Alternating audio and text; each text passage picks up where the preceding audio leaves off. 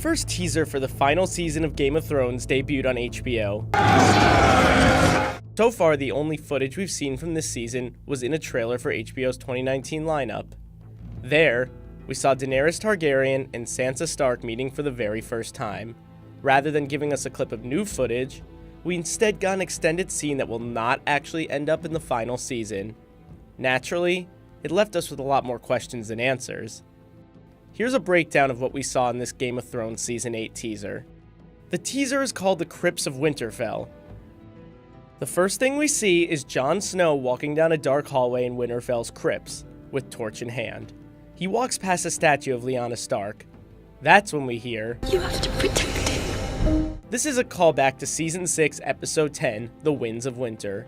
It's in the Tower of Joy, which we see in a flashback of sorts thanks to Bran Stark, who is now the Three-Eyed Raven. In the scene, Lyanna has just given birth to Jon, and Ned arrives at the guarded fortress. Ned, Lyanna, if Robert finds out, you'll kill him. You know he will. You have to protect him. Lyanna is asking Ned to protect Jon from Robert Baratheon.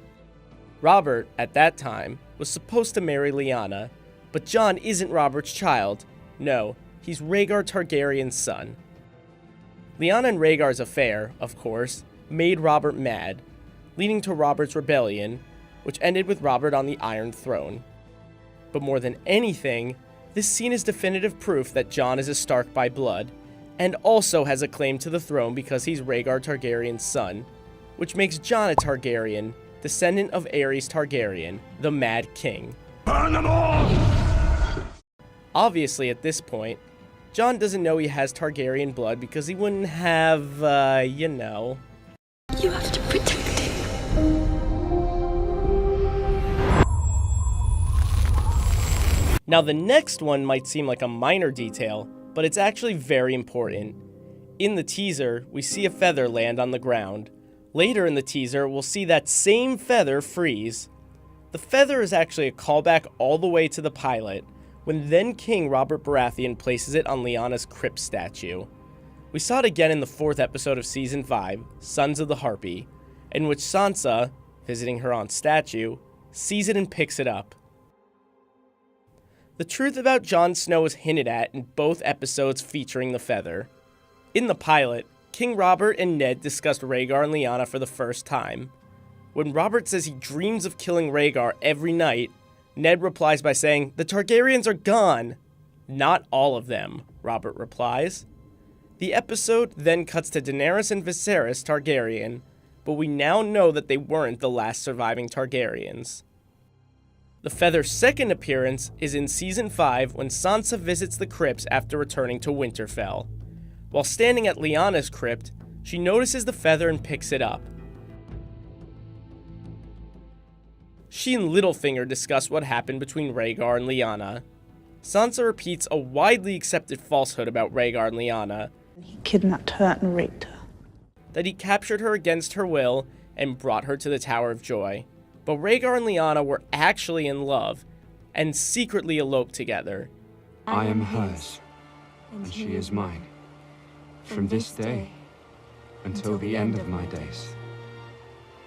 Robert's rebellion was built on a lie. Littlefinger doesn't correct Sansa, but instead gives her a knowing smirk. This horror that's come to my family. Next in the teaser, we cut to Sansa walking down that same passageway. She walks past the Catelyn statue, which seems to almost whisper to her. This horror that's come to my family. We then see Arya Stark. In the background, we hear the rest of this quote. It's all because I couldn't love a motherless child. The full quote is, This horror that's come to my family. It's all because I couldn't love a motherless child. This comes from Season 3, Episode 2, Dark Wings, Dark Words. She's talking to Talisa, Robb Stark's love, in the woods on the way to Lord Edmure Tully's funeral. Catelyn is under the impression that Jon is Ned's illegitimate child from an affair. In this quote, she regrets not being a real mother to Jon and letting jealousy take over. When my husband brought that baby home from the war, I couldn't bear to look at him. Catelyn died never knowing the truth about Jon, but she's right about how Jon's entrance into her family has complicated things. But it could also be the thing that sets things right if Jon takes the throne at King's Landing. Then, the teaser gives us a cameo from another character that we haven't heard from in ages. It's a statue of Ned Stark, whose Season 1 death in the episode Baelor shocked the world and set the tone for the entire series. Jon turns to the statue as we hear, "You are a Stark. You might not have my name, but you have my blood." This was from Season 1, Episode 2, King's Road. It's an important line. "And you are a Stark. You might not have my name, but you have my blood." This was perhaps our first hint in the show at Jon's true parentage. Back in Season 1, a lot of us thought this was confirmation that Jon was Ned's son, but turns out it's a bit more complicated than that. Ned said this as he sent Jon off to become part of the Night's Watch, prompting Jon to ask if his mother is still alive. Then, Ned promises that the next time they see each other, they'll talk about his mother. They never see each other again.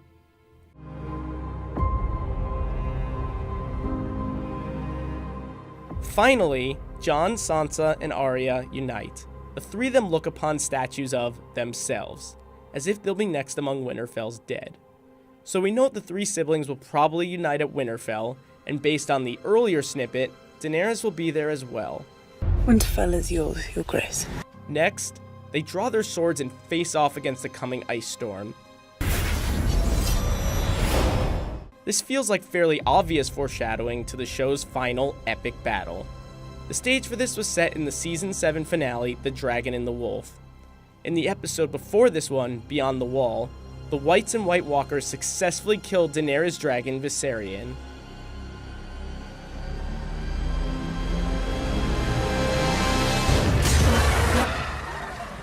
The Night King then reanimates the dragon, finally giving them a weapon powerful enough to bust through the wall and make their way into Westeros.